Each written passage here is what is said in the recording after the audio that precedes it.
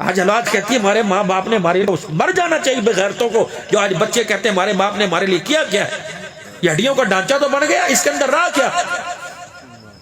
ये खोखला बर्तन है, फूंक मारो ये जमीन पे गिर जाता है। अब भी कहते हो हमारे बाप बाप ने हमारे लिए किया क्या है।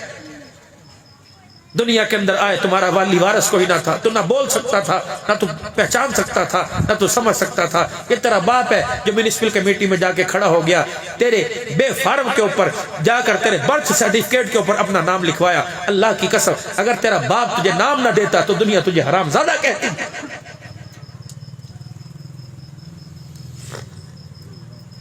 इस दौर के अंदर कोई किसी को 10 रुपए नहीं देता।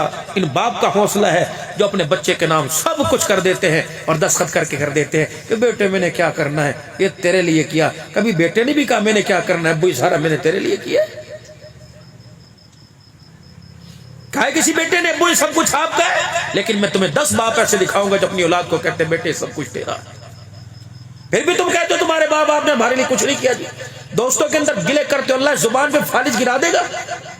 डरो, खबरदार अपने माँ बाप के तेरी डांट को सुनकर, तेरे गिले को सुनकर, अपने पोते की डांट को सुनकर, तेरी बीवी की ऊंची आवाज को सुनकर, इसने रात के अंधेरे में करवट बदल कर आसमान की तरफ देख कर रोना शुरू कर दिया।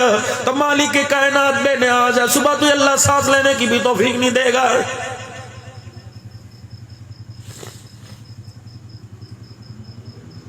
यसअलूनका माज़ा युनफ़िक़ून क़ुल मा अनफ़क़्तुम मिन ख़ैरिन फ़लिलवालिदैन। मेरा नबी तेरे पास आए सवाल करते हैं कहाँ खर्च करे। अल्लाह कहते हैं हरम पर पैसा लगा दो, मस्जिद नबी में पैसा लगा दो, मस्जिद कुबा को की तोसी कर दो, मस्जिद नबी को बड़ा कर दो।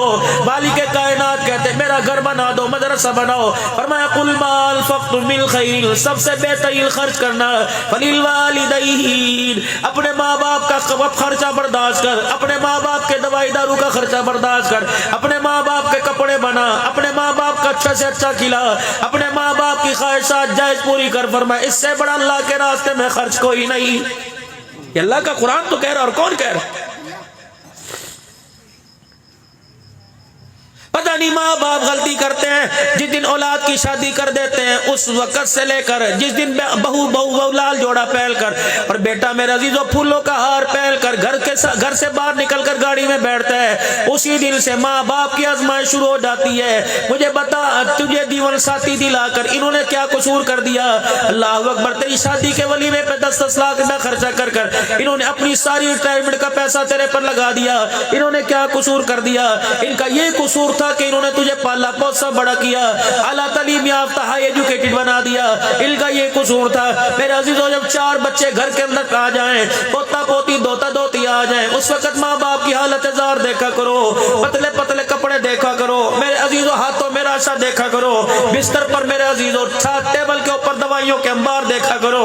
समझ लो अल्लाह अकबर, अब इस अब्बा जान का अम्मा जान का घर के अंदर 4 पोते पोतियों में गुजारा मुश्किल हो गया है।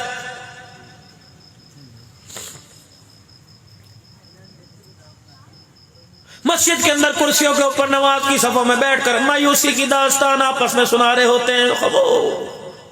पता नहीं इनको क्या हो गया,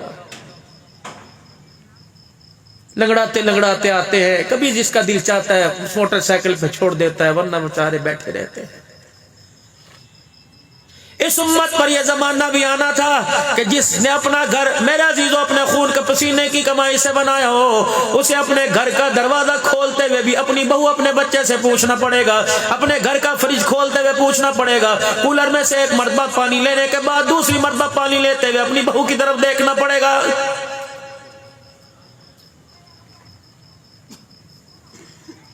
जाओ जाओ माँ बाप से जाकर पूछो तुम्हें हो क्या गया, तुम्हारे चेहरे की रोज, तुम्हारे चेहरे की रंगत कहाँ चली गई, तुम्हारे दिल का सुकून चैन करार कहाँ चला गया, तुम्हें क्या हो गया। ये अब्बा भी बोलेगा, ये भी बोलेगा, ये अब्बू बोलेगा, ये सारे अब्बू बोलेंगे। पर्दे में सुनने वाली मेरी माएँ बोलेंगी, वो कहेंगी पुत्र ले गए नोवा, धिया ले गए और।